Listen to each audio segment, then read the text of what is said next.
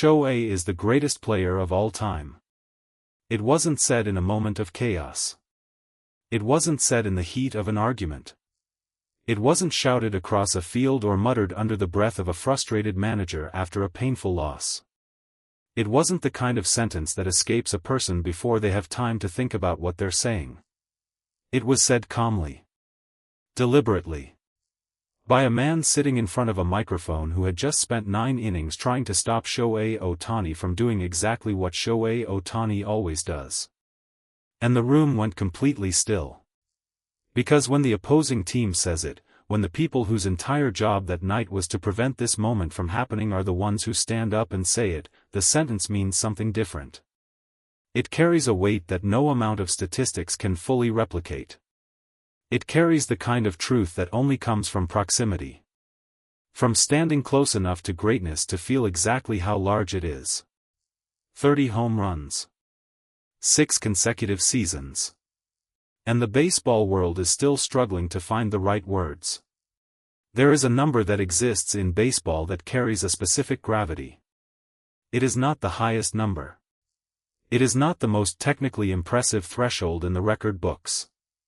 But over the decades, over the generations of players who have swung bats in this game, 30 home runs has come to mean something particular.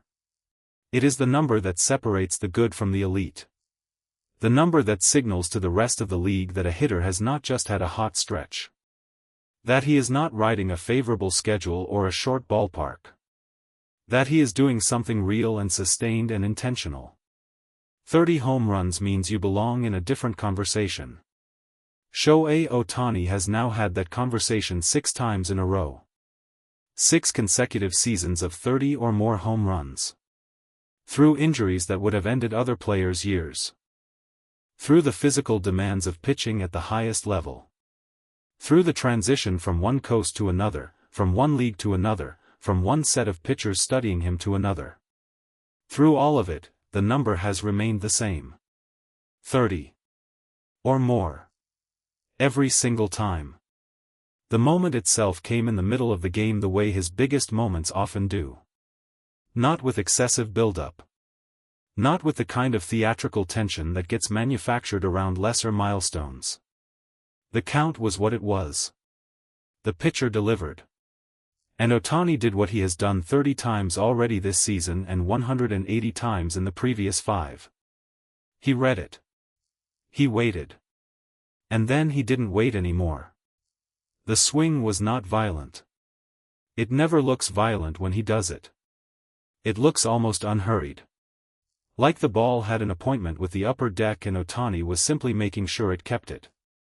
The sound that followed was the sound that 40,000 people in that stadium had come hoping to hear. Deep. Resonant. Unmistakable. The ball left the stadium. The dugout rose. And somewhere in the opposing bullpen, a pitcher who had spent the week studying Ohtani's tendencies, memorizing his weaknesses, preparing specifically for this at-bat, allowed himself one quiet moment of something that wasn't quite admiration and wasn't quite defeat. It was both. The post-game press conference on the losing side began the way these things always begin when Ohtani has just done something historic. With a kind of reluctant honesty. The manager sat down. The reporters leaned forward. And the question that everyone already knew was coming arrived almost immediately. What does it mean that he has now done this 6 consecutive seasons? The manager didn't answer right away. He looked at the table the way people look at tables when they are searching for a way to say something true without it sounding like surrender. He found no such way. Because there was no such way.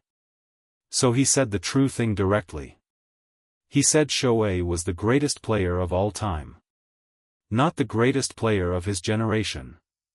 Not the greatest two-way player in the history of the game, which is a sentence that comes with its own qualifications and asterisks and room for debate. Not the greatest right-handed hitter or the most impressive physical specimen or the most valuable piece on any roster in baseball. The greatest player of all time. The room absorbed that sentence for a moment before anyone wrote it down. From the other side of the building, the Dodgers press conference had a different temperature. Not celebratory exactly. More like the quiet satisfaction of a group of people who had built something carefully over a long period of time and were now watching it produce exactly what they believed it would produce. Dave Roberts walked in with the expression of a manager who had won tonight but was already thinking about what winning would require tomorrow and the week after and the months ahead. He sat down. He placed his hands on the table in front of him. A reporter asked him how it felt to watch Ohtani reach 30 home runs for the 6th consecutive season. Roberts smiled. But it was a small smile. The kind that doesn't come from amusement. The kind that comes from watching something you already understood finally become undeniable to everyone else. He said the number didn't surprise him. He said that when you watch Ohtani prepare every single day, when you see what goes into each at-bat before it ever happens publicly, the results stop feeling miraculous and start feeling inevitable. He said that word carefully. Inevitable. Because it carries a specific meaning. Miracles can be dismissed as luck. As timing. As a favorable combination of circumstances that aligned correctly on one particular night. Inevitability cannot be dismissed. Inevitability means that something is going to happen because of what the person doing it has built inside themselves. Because of choices made in private that the public only gets to see the result of. 30 home runs for 6 consecutive seasons is not luck.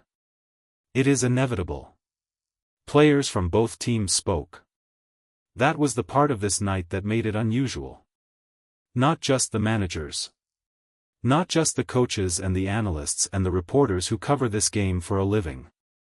The players themselves, men who compete against Ohtani, who face him, who prepare for him, who spend entire weeks building strategies specifically designed to prevent exactly what he did tonight, spoke openly and without reservation.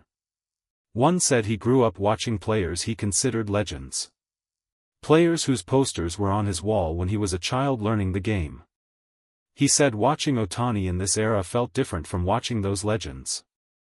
Not because of the statistics, though the statistics were extraordinary. But because of the feeling. Because of what it felt like to stand in the same stadium as him on a night like this.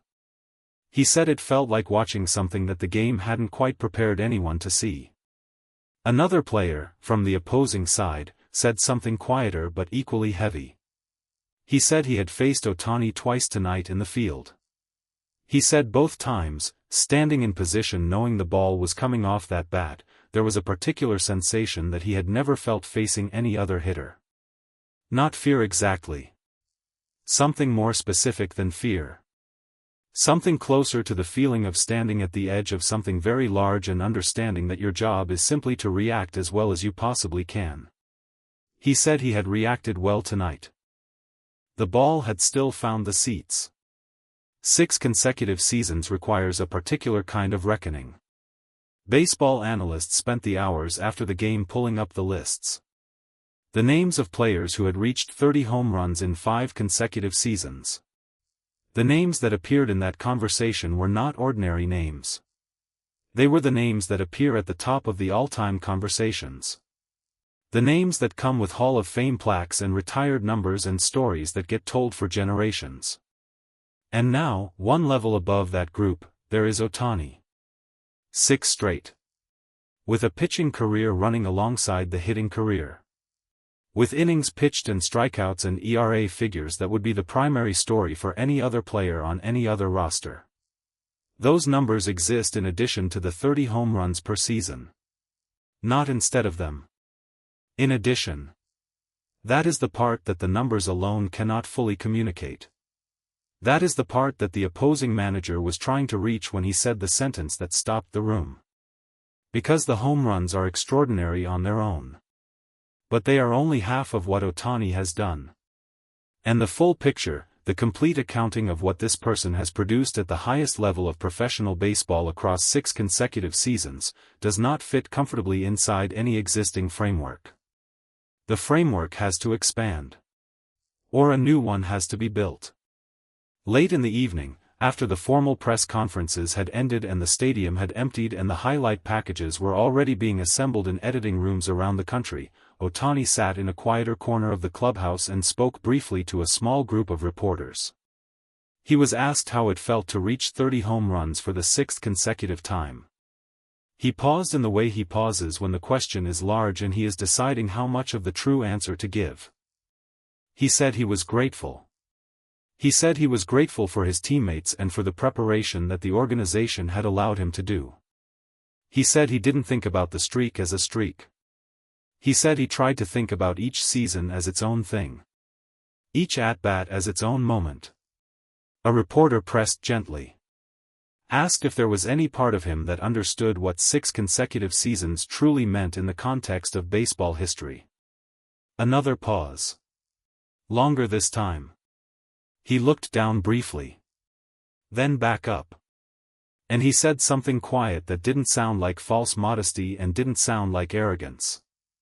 It sounded like a man who had thought about this question more privately than anyone would ever know. He said he just tried to be ready. Every day. He just tried to be ready. The greatest player of all time does not announce himself with speeches. He does not campaign for the title or construct arguments in his own favor. He shows up to the ballpark. He prepares in ways that most people will never see. He steps into the batter's box when the moment requires it. And then he does what he has done 30 times this season and 180 times in the 5 seasons before it. He reads the pitch. He waits. And then he doesn't wait anymore. 6 consecutive seasons. The opposing manager said it best. And he said it from the hardest possible place to say it from. Shohei is the greatest player of all time. The room went still when he said it. Because everyone in that room already knew it was true.